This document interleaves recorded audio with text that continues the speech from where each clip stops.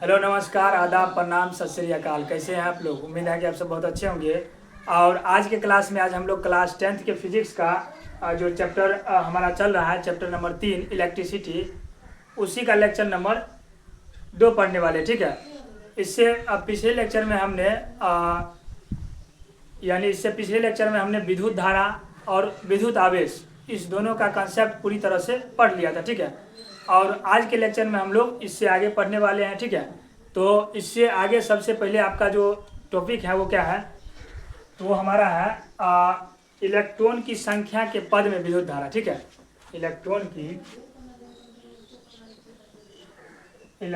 की संख्या के पद में विद्युत धारा। ठीक है। विद्युत धारा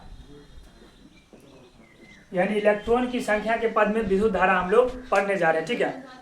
एक चीज इसमें समझने का प्रयास कीजिए। जैसे आपका ये कोई तार है, ठीक है, ये आपका कोई तार है, चालक तार है। ठीक है, चालक तार। और इसका जो मोटाई है ना, मोटाई, ठीक है, इसको बोलते हैं अनुप्रस्थ परिच्छेद। ठीक है, इसको क्या बोलते हैं? मोटाई है, अनुप्रस्थ परिच्छेद बोलते हैं। ठीक है। और इसमें बहुत सारा आपका जो है इलेक्ट्रॉन प्रवाहित हो रहा है। ठीक है, बहुत सारा इलेक्ट्रॉन प्रवाहित हो रहा है इस चालक तार से। ठीक है। इस चालक जो तार है और इसके अनुप्रस्थ से जितना इलेक्ट्रॉन प्रवाहित हो रहा है उस सब का संख्या को हम लोग n मान लेते हैं। ठीक है। तो लिखिएगा कि माना कि n जो है चालक तार के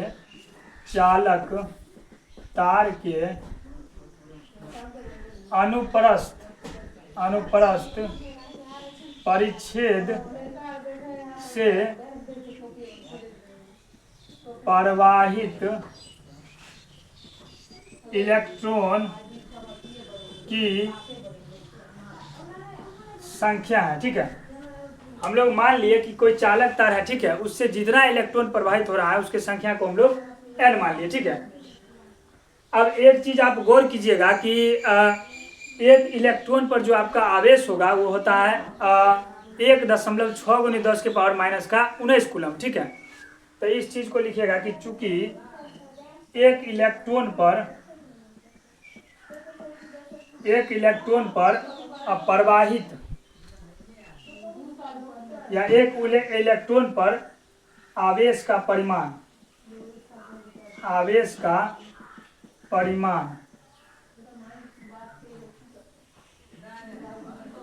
एक इलेक्ट्रॉन पर जो आपका आवेश का परिमाण होता है वो कितना होता है? तो वो होता है 1.6 × 10⁻⁻⁻⁰ कूलम।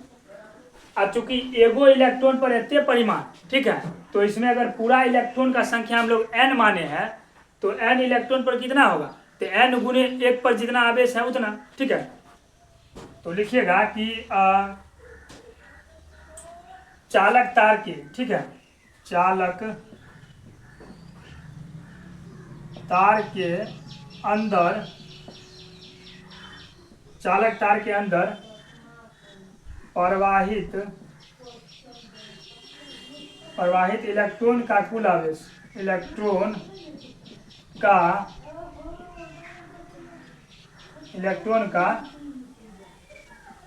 कुल आवेश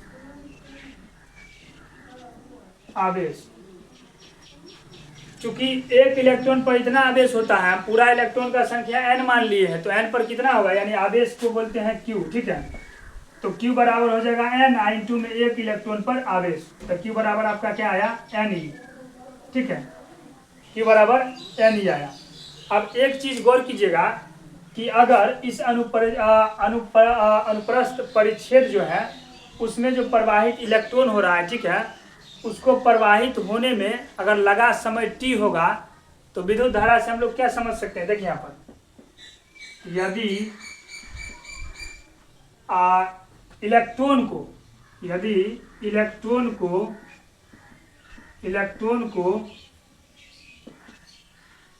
अनुप्रस्थ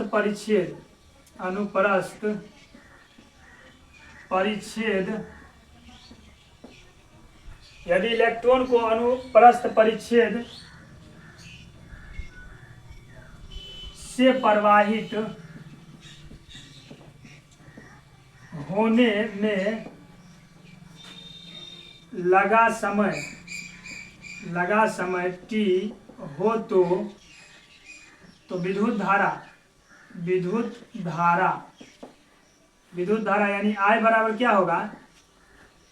तो इससे पिछला लेक्चर में हम जस्ट पढ़े हैं कि विद्युत धारा बराबर होता है किसी चालक तार के अंदर जो प्रवाहित कुल आवेश होता है, ठीक है, और उसको प्रवाहित होने में जो लगा समय होता है उसका होता है अनुपात, ठीक है।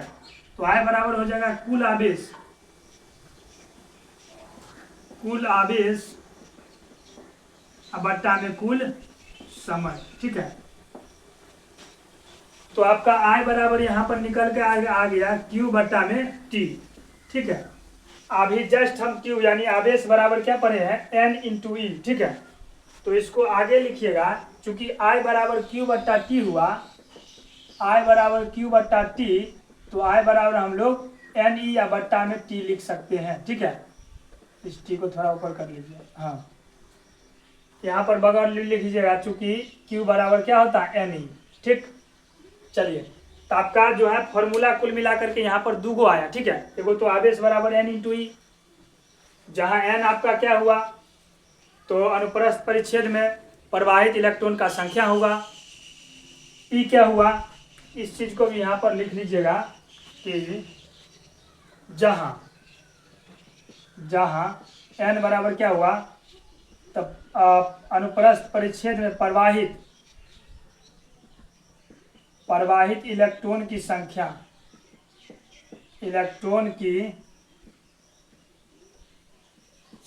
ठीक है। E क्या हुआ, तो एक इलेक्ट्रॉन पर आवेश,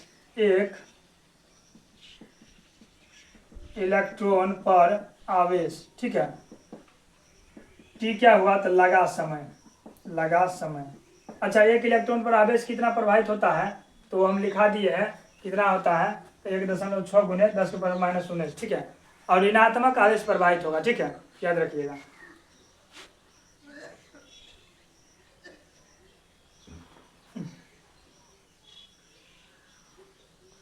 ऋणात्मक आवेश होगा, ठीक है।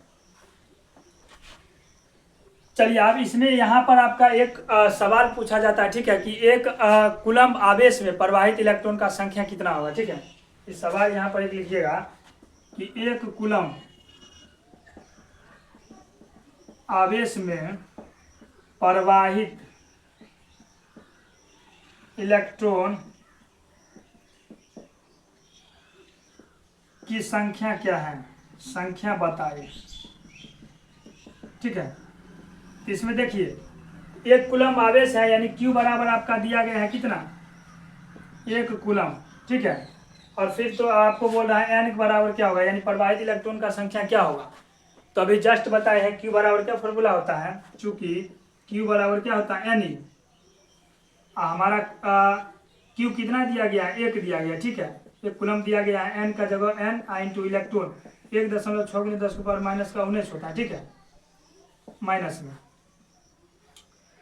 तो 1 और इसको कीजिएगा तो बट्टा में आएगा, कितना आएगा, माइनस का 1.6 × 10⁻⁻⁹ बराबर कितना होगा, तो N, इधर N बचेगा, ठीक है। इस दशमलव को हटाइएगा तो ऊपर 10 जाएगा, तो ऊपर बचेगा 10 गुने, इसको ऊपर कीजिएगा 10⁻⁻⁹ को, तो 10⁻+19 बट्टा में -16 होगा, ठीक है, बराबर N। और देखिए यहाँ पर, अब यहाँ पर देखिए 10 और 16 इसमें भाग लगाएंगे तो नहीं लगेगा, तो इससे एक 10 क्या करेंगे, इधर पैंचा ले लेंगे, ठीक है।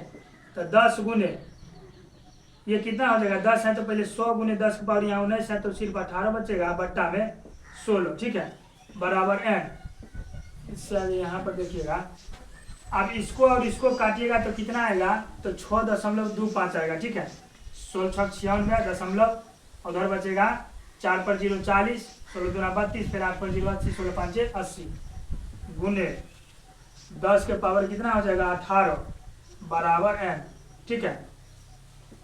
इतना आएगा, चूंकि देखिए इलेक्ट्रॉन की संख्या है वो माइनस में होता नहीं है, ठीक है, इसलिए यहाँ पर आपका N बराबर जो आएगा तो 6.25 गुने 10 के पावर 18 आएगा, ठीक है। आपके बुक में भी कुछ इसी तरह से दिया है, ठीक। तो अगर आपको अगर ऑब्जेक्टिव में पूछेगा, ठीक है, कि एक कूलम आवेश में प्रवाहित इलेक्ट्रॉन का संख्या बताइए, तो 6.25 × 10⁻18, ठीक है। उम्मीद है कि ये आप जरूर समझ गए होंगे। यहाँ पर सिर्फ आप दो फॉर्मूला याद रखिएगा। एक आवेश बराबर क्या होता है, तो Q बराबर NE, ठीक है। एगो विद्युत धारा, ये तो पहले ही बताए हैं, विद्युत धारा यानी I बराबर Q/T। और इसी दो फॉर्मूला पर हम लोग एक दो सवाल बनाते हैं, ठीक है। तब तक इसको लिख लीजिए।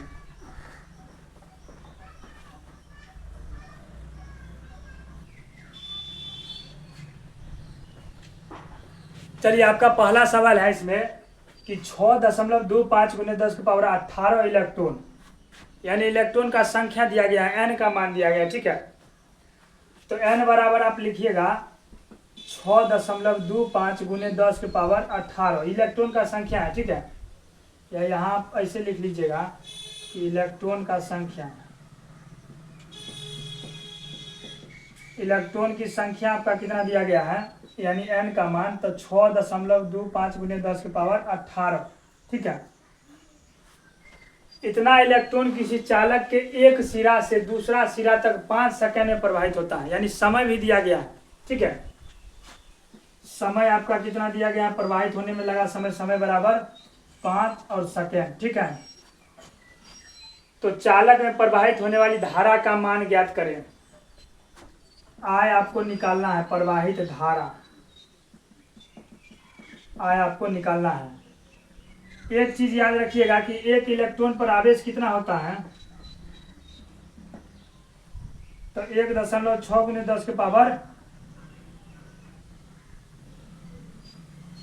10⁻⁻⁹, ठीक है।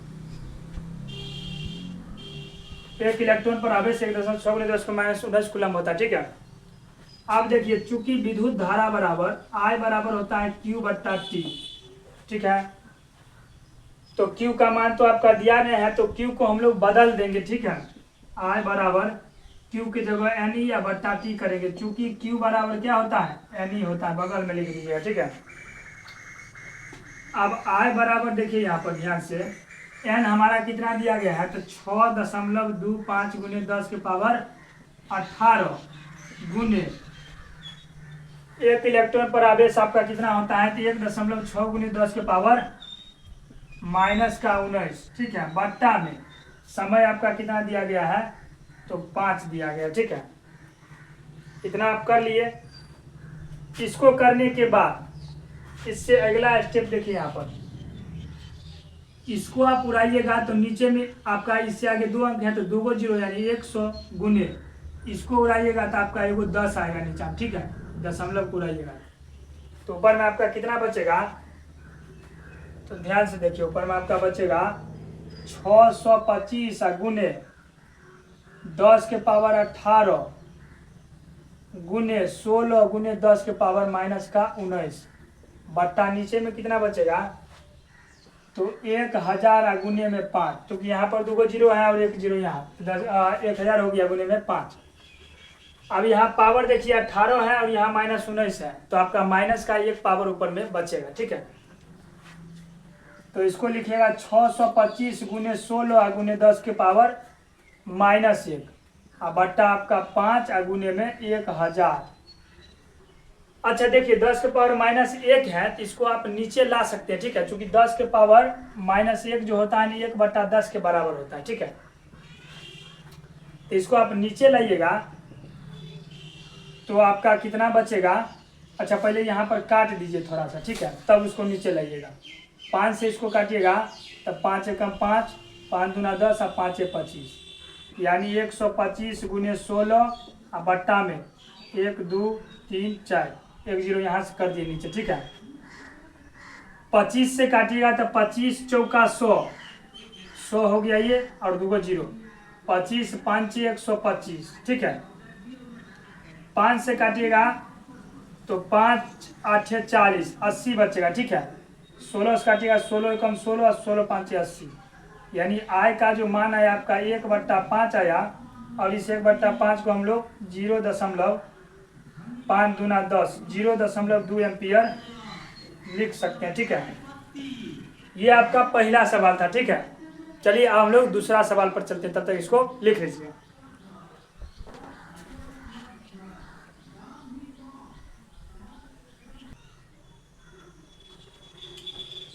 चलिए दूसरा सवाल देखिए, कह रहा है कि किसी चालक से होकर 2 सेकंड में 0.5 एम्पियर की विद्युत धारा प्रवाहित होती है। कोई चालक तार है, ठीक है, उससे आपका 2 सेकंड में 0.5 एम्पियर की विद्युत धारा प्रवाहित हो रहा है, ठीक है। तो कह रहा है इस समय में कितने इलेक्ट्रॉन उस चालक के एक सिरा से दूसरे सिरा तक प्रवाहित होते हैं, यानी n का मान आपका पूछा है कि इलेक्ट्रॉन का संख्या कितना है, ठीक है। यदि प्रत्येक इलेक्ट्रॉन पर आपका आवेश दे दिया है, ठीक है, तो आपका समय कितना दिया गया है, t बराबर तो 2 सेकंड, ठीक है। यहाँ पर विद्युत धारा भी आपका दे दिया है, विद्युत धारा यानी I का मान कितना दिया है आपका, तो 0.5 एम्पियर, ठीक है। करा इस समय में कितने इलेक्ट्रॉन उस चालक के एक सिरे से दूसरे सिरे तक प्रवाहित होते हैं, यानी n का मान आपको निकालना है, ठीक है। n बराबर क्या होगा, और एक इलेक्ट्रॉन पर आपका परिमाण दे दिया है, ठीक है, 1.6 × 10⁻⁻⁰ कूलम, ठीक। तो आपका n का मान किस तरह से निकलेगा, देखिए चूंकि विद्युत धारा यानी कि I बराबर क्या होता है, Q/T होता है। I बराबर क्या होता है, Q/T। तो I बराबर Q का मान आपका कितना है, नहीं है, तो इसको चेंज कीजिए, Q बराबर यानी फॉर्मूला होता है, ठीक है। तो यानी या बट्टा में T बगल में लिख दीजिए, चूंकि Q बराबर क्या होता है, यानी। आप ध्यान से देखिए, यहाँ पर जो जो दिया गया है उसका मान आप बैठा लीजिए। I का मान आपका कितना दिया गया है, तो 0.5 एम्पियर दिया गया, ठीक है, 0.5 दिया गया है, बराबर n का मान आपका निकालना है इंटू इलेक्ट्रॉन 1.6 × 10⁻⁻⁹ अब बट्टा में समय कितना दिया गया है, तो 2 सेकंड, ठीक। अब इसको यहाँ कीजिए तो दशमलव उड़ाइएगा तो नीचे आएगा 10 आपका, ठीक है। तो आप ध्यान से देखिए, यहाँ पर गुना कीजिएगा तो इसको इससे और इसको उससे गुना कीजिएगा तो देखिए, ध्यान से देखिए, इससे आगे आप जो है यहाँ देखिए 5/10 को 5 × 2 लिख सकते हैं, ठीक है। तो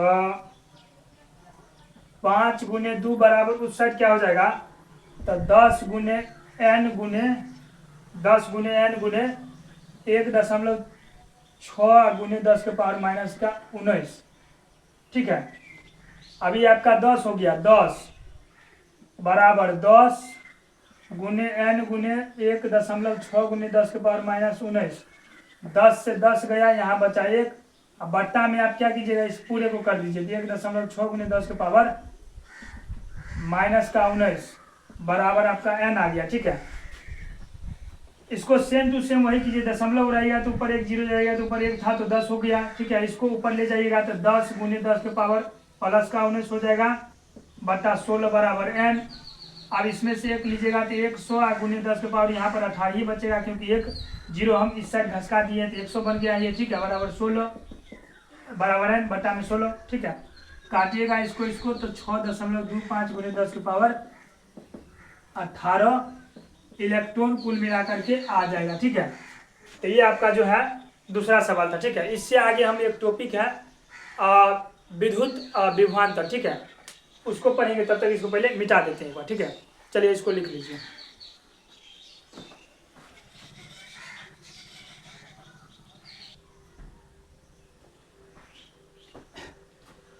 चलिए हम लोग एक नया टॉपिक पढ़ने वाले हैं, विद्युतीय विभव, ठीक है, इलेक्ट्रिक पोटेंशियल। इलेक्ट्रिक पोटेंशियल जो है आखिरकार हम किसको बोलते हैं, तो देखिए इकाई धन आवेश को, ठीक है, इकाई धन आवेश को अनंत से विद्युतीय क्षेत्र के किसी एक बिंदु तक लाने में जो जितना कार्य होगा उसकी मात्रा को हम लोग क्या बोलेंगे, विद्युतीय विभव। तो इसका आप परिभाषा लिखिएगा, विद्युतीय विभव का, ठीक है, इसको बोलते हैं इलेक्ट्रिक पोटेंशियल। इलेक्ट्रिक पोटेंशियल इकाई धन आवेश को, ठीक है, लिखिएगा इकाई धन आवेश को, इकाई धन आवेश को,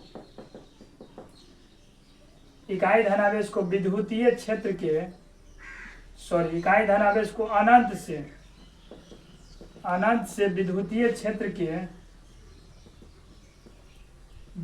क्षेत्र के किसी एक बिंदु तक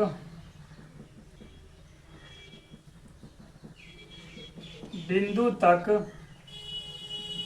लाने में किए गए इकाई धनावेश को अनंत से विद्युतीय क्षेत्र के किसी एक बिंदु तक लाने में किए गए कार्य को क्या बोलेंगे? तो विद्युतीय विभव। ठीक है, विद्युतीय विभव कहते हैं, विभव कहते हैं। इसे प्रायः भी से सूचित किया जाता है, ये भी लिखिएगा कि इसे प्रायः भी से सूचित किया जाता है। उसके बाद लिखिएगा इसका एसआई मात्रक, इसका एसआई मात्रक वोल्ट होता है। ठीक है, वोल्ट होता है, इसका एसआई मात्रक क्या होगा? वोल्ट। उसके बाद लिखिएगा कि विद्युत विभव जो है, विद्युत विभव अदिश राशि है। ठीक है, अदिश राशि है।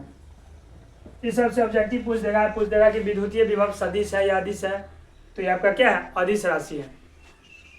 और देखिए पृथ्वी जो है ना, पृथ्वी पर का जो विद्युतीय विभव होता है वो शून्य माना जाता है। ठीक है, और पृथ्वी की अपेक्षा जिस वस्तु का विभव अधिक होगा वो धनात्मक, यानी उसका विभव धनात्मक होगा, और जिस वस्तु का जो है पृथ्वी की अपेक्षा विभव कम होगा वो ऋणात्मक होगा।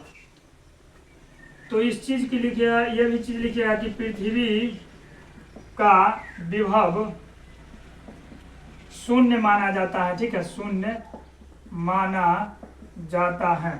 ठीक, पृथ्वी का विभव आपका शून्य माना जाएगा। ठीक है, और पृथ्वी की अपेक्षा लिखिएगा, पृथ्वी की अपेक्षा जिस वस्तु का विभव अधिक होगा, ठीक है, अधिक होता है, वह धनात्मक विभव उसका विभव धनात्मक होता है। ठीक है, धनात्मक होता है, तथा पृथ्वी की अपेक्षा जिसका कम होता है, पृथ्वी की अपेक्षा जिसका विभव कम होता है वह ऋणात्मक विभव होता है। ठीक है, ऋणात्मक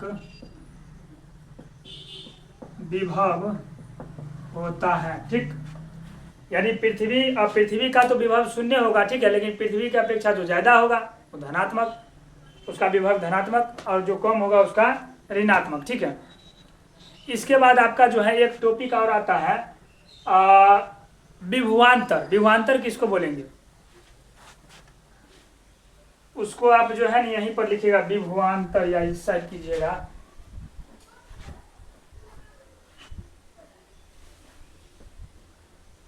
विभवांतर जिसको बोलते हैं पोटेंशियल डिफरेंस। ठीक है, पोटेंशियल डिफरेंस। तो देखिए इसमें क्या हुआ था, विद्युतीय विभव में इकाई धनावेश को अनंत से विद्युतीय क्षेत्र के किसी एक बिंदु तक लाए थे। यानी अनंत से किसी एक बिंदु तक लाए और उसमें जितना काम हो गया उसको विद्युतीय विभव बोले। लेकिन विभवांतर क्या बोलेंगे? तो इकाई धन आवेश को विद्युतीय क्षेत्र के किसी एक बिंदु से दूसरे बिंदु तक ले जाने में किए गए कार्य की मात्रा को क्या बोलेंगे? विभवांतर बोलेंगे। ठीक है, तो इसमें लिखिएगा इकाई धन आवेश को, इकाई धन आवेश को विद्युतीय क्षेत्र के, ठीक है, विद्युतीय क्षेत्र के किसी एक बिंदु से, ठीक है, किसी एक बिंदु से दूसरे बिंदु तक, दूसरे बिंदु तक, किसी एक बिंदु से दूसरे बिंदु तक ले जाने में, ठीक है, ले जाने में किए गए कार्य की मात्रा को, सॉरी, किसी एक बिंदु से दूसरे बिंदु तक ले जाने में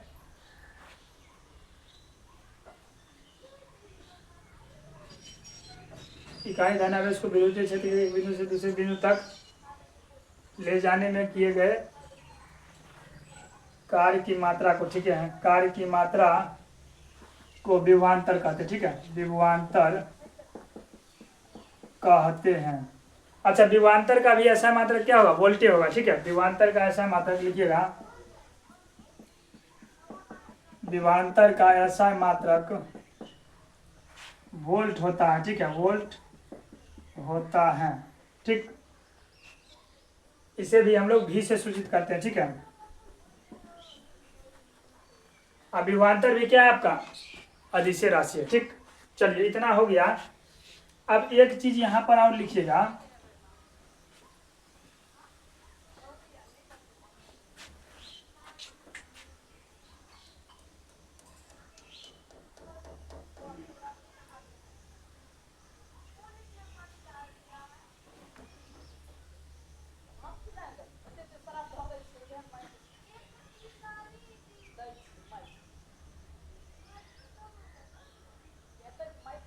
चलिए इतना लिखिए, ठीक है। इसमें एक दो टॉपिक बचा है, उसके बाद थोड़ा न्यूमेरिकल बचा है, उसके बाद ये लेक्चर क्या हो जाएगा, खत्म हो जाएगा। इतना आप लिखिए इससे, इसके बाद जो है जो टॉपिक बचा है वो हम बताते हैं, ठीक है।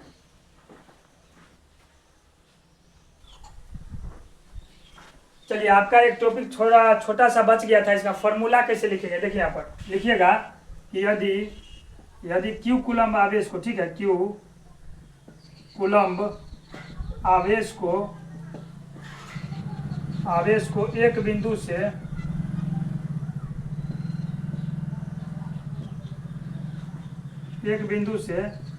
दूसरे बिंदु तक ले जाने में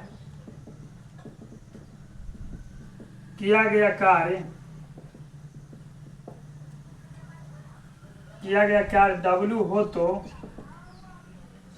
हो तो फॉर्मूला आपका क्या निकल के आएगा, विभवांतर बराबर यानी V बराबर W/Q, ठीक है। यदि Q कूलम्ब आवेश को एक बिंदु से दूसरे बिंदु तक ले जाने में किया गया कार्य अगर W होगा तो आपका विभवांतर आएगा W/Q, ठीक है। इसी को आप लिख सकते हैं W बराबर V/Q, ठीक है, ये आपका फॉर्मूला है। चूंकि इसको देखिए गुना कीजिएगा इससे तो V/Q हो जाएगा, इस साइड बचेगा W बराबर V/Q। अब यहाँ पर एक वोल्ट का फॉर्मूला मतलब परिभाषा लिखिएगा, एक वोल्ट का, ठीक है, एक वोल्ट। तो यहाँ पर यदि Q कूलम्ब आवेश है ना तो वहां पर लिखिएगा एक कूलम्ब आवेश, ठीक है, लिखिएगा यदि एक कूलम्ब आवेश को, ठीक है, यदि एक कूलम्ब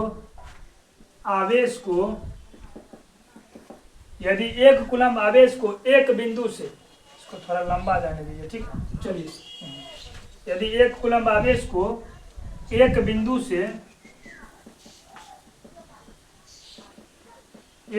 से दूसरे बिंदु तक, ठीक है, दूसरे बिंदु तक ले जाने में किया गया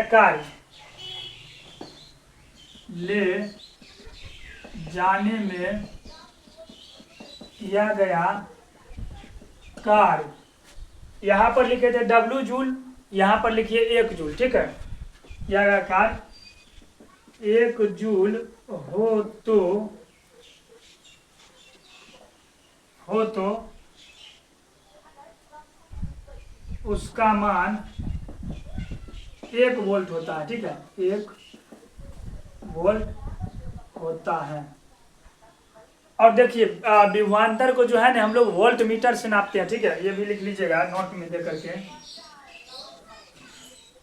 कि विभवांतर को वोल्ट मीटर से मापा जाता है, वोल्ट मीटर से मापा जाता है। ठीक है, चलिए इतना उम्मीद है कि आप समझ गए होंगे। ठीक है, विद्युतीय विभव किसको बोलेंगे? इकाई धनावेश को अनंत से क्या करेंगे? तब विद्युतीय क्षेत्र को किसी एक बिंदु तक लाने में जितना कार्य होगा उसी को बोलेंगे विद्युतीय विभव। ठीक है, और इसे प्राय V से सूचित किया जाता है, इसका ऐसा मात्रक वोल्ट।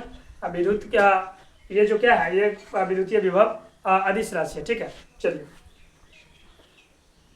और इसमें आप ये समझ गए कि पृथ्वी का विभव शून्य माना जाता है। ठीक है, यानी कि अब पृथ्वी की अपेक्षा जिसका ज्यादा होगा वो हो जाएगा धनात्मक विभव, अब कम होगा तो ऋणात्मक विभव। ठीक, उसके बाद देखिए इकाई धन आवेश को विद्युतीय क्षेत्र के एक बिंदु से दूसरे बिंदु तक ले जाने में किए गए कार्य की जो मात्रा होता है, ठीक है, उसको विभवांतर बोलेंगे। और यह विभवांतर का परिभाषा ये भी लिख सकते हैं कि एक बिंदु से दूसरे बिंदु के बीच के अंतर, यानी एक विभव से दूसरे विभव के बीच के अंतर को क्या बोलेंगे? विभवांतर।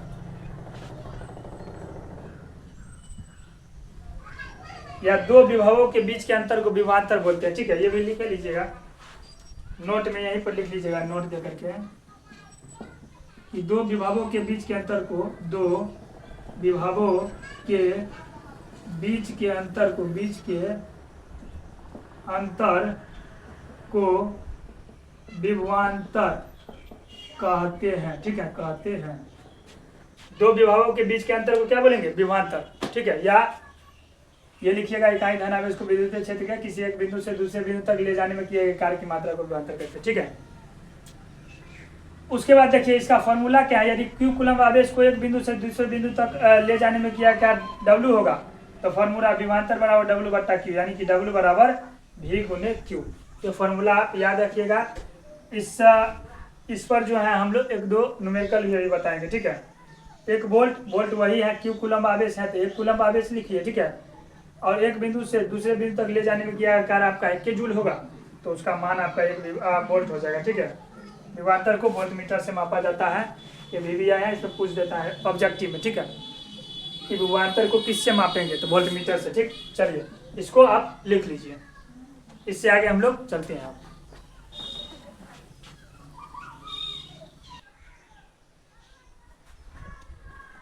चलिए, आपका एक सवाल है कि 50 कूलम्ब आवेश को अनंत से विद्युतीय क्षेत्र के एक बिंदु तक लाने में किया गया कार्य आपका इतना है, तो उस बिंदु पर का विभव कह रहा है निकालने के लिए। ठीक है, यानी आपका आवेश Q का मान दिया गया। ठीक है, आवेश Q बराबर आपका कितना दिया है? 50 कूलम्ब। ठीक है, फिर कह रहा है कि कार्य दिया गया है W, कार्य W बराबर आपका कितना दिया गया है? 62.5 जूल। तो आपका कह रहा है विभव ज्ञात करने के लिए, विभव यानी V बराबर क्या होगा? चूंकि V बराबर क्या होता है? W बट्टा Q। V बराबर आपका क्या होता है? तो W बट्टा में Q। ठीक है, W का मान आपका कितना है? 62.5 बट्टा 50। ठीक, इसको कीजिएगा तो उड़ाइएगा तो 0, 5 से काटिएगा तो 10 5 50, 100, 5 एकम 5, 105 हो जाएगा। ठीक है, और सॉरी 5 एकम 5 और 5 दूना 10, 121 हो गया। 5 एकम 5 और 5 दूना 10 और 5 25, 125 हो गया। ठीक है, फिर 5 से काटेगा तो 20 5 100 और 25 5 125, 5 से काटेगा तो 4 5 20 और 5 25, यानी 5 बट्टा 4 या कुल मिलाकर के आपका 1.2 और 5 एकम 5 1 पर 0, 5 दूना 4 दूना 8 अब 5 4 5 20, इतना आपका वोल्ट आया। ठीक है, यानी आप इस सवाल का आंसर आपका कितना आया? यानी विद्युतीय विभव जो था कितना आया? 1.25 वोल्ट। ठीक है, चलिए छोटा सा सवाल था। इसके बाद नेक्स्ट जो आपका टॉपिक है वो देखिएगा, वो है विद्युत परिपथ। ठीक है, विद्युत परिपथ जिसको बोलते हैं इलेक्ट्रिक सर्किट, इलेक्ट्रिक सर्किट। ठीक है, यानी विद्युत परिपथ किसको बोलेंगे? तो देखिए ऐसी व्यवस्था जिससे क्या होगा? लगातार विद्युत धारा प्रवाहित होते रहेगा, उसी को बोलेंगे विद्युत परिपथ। और वास्तव में जो है विद्युत परिपथ क्या होगा, एक प्रकार का रास्ता होता है, इससे जो विद्युत ऊर्जा के स्रोत हैं, जैसे हो गया बैटरी हो गया, डायनेमो हो गया, ये सब क्या होता है, जुड़ा रहता है। और उससे इस रास्ता में बहुत सारा अन्य उपकरण भी जुड़ा रहता है। ठीक है, तो इसमें लिखिएगा कि ऐसी व्यवस्था, ठीक है, ऐसी व्यवस्था जिससे लगातार, ठीक है, लगातार विद्युत धारा प्रवाहित होती है,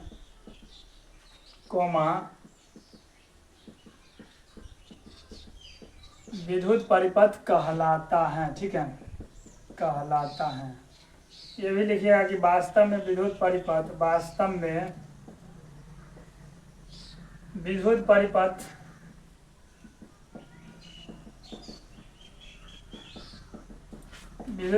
एक रास्ता है। ठीक है, वास्तव में विद्युत परिपथ क्या है, एक रास्ता है जिसमें विद्युत ऊर्जा के स्रोत, विद्युत ऊर्जा के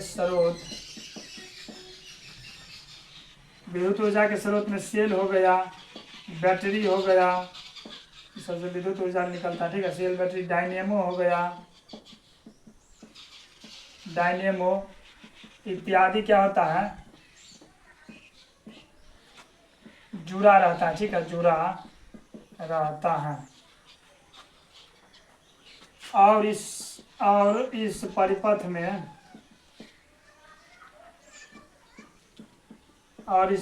में, अन्य कई उपकरण जुड़े रहते हैं, अन्य कई विद्युतीय उपकरण जुड़े रहते हैं। ठीक है, विद्युतीय उपकरण जुड़े रहते हैं। ठीक है, चलिए एक विद्युत परिपथ बना करके आपको दिखा देते हैं कि कैसे कैसे रहता है। ठीक है, जैसे मान के चलिए ये आपका क्या हो गया, ये आपका बैटरी हुआ। ठीक है, ये क्या है, बैटरी है आपका। ठीक है, ये बैटरी हुआ और यहाँ पर आपका एक प्रतिरोध लगा है। ठीक है, जिसको बोलते हैं परिवर्तनशील प्रतिरोध, रियोस्टेट। ठीक है, इससे आगे हल्का जाइएगा तो ये हल्का मुड़ेगा, यहाँ से यहाँ पर भी आपका एक क्या है, प्रतिरोध है। ठीक है, इससे आगे नीचे आइएगा तो यहाँ पर आपका एक बल्ब लगा लीजिए। ठीक है, ये बल्ब है आपका, और यहाँ पर आप एक कुंजी दे दीजिए के। ठीक है, इसको बोलते हैं प्लग। ये आपका इसको थोड़ा सा कर दीजिए। ठीक है, ये आपका बैटरी खो गया। ठीक है, और यहाँ आपका जो है ना एक उपकरण रहता है लगा हुआ, जिसको बोलते हैं एमीटर।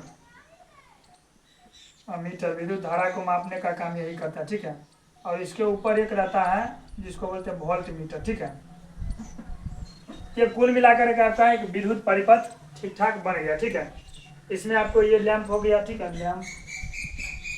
अच्छा, इसमें क्या क्या है, तो आपका ये RH हो गया, RH, इसको बोलते हैं परिवर्तनशील प्रतिरोध, परिवर्तनशील प्रतिरोध। ठीक है, इंग्लिश में बोले तो रियोस्टेट। ठीक है, ये रियो RHEOSTAT। ठीक है, रियोस्टेट हो गया। ये अमीटर हो गया, ये जो है अमीटर हो गया, अमीटर, ये अमीटर। भी हो गया आपका वोल्ट मीटर। ठीक है, volt meter, VOLT, volt meter. ये आपका क्या हो गया, तो ये हो गया प्लग। ये क्या हो गया, प्लग। ठीक है, और ये तो बैटरी है, ये है। ठीक है, प्लस माइनस करके है।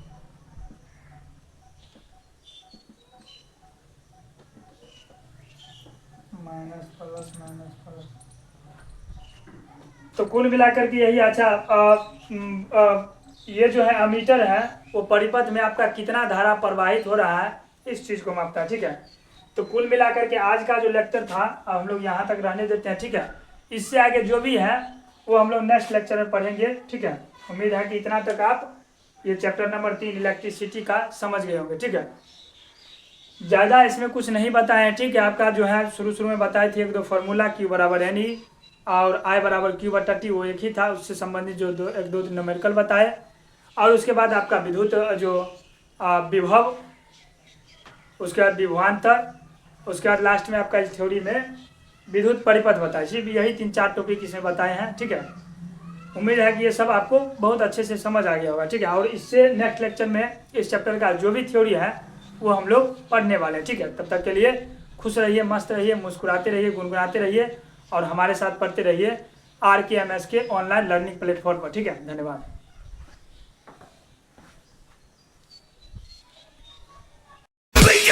Me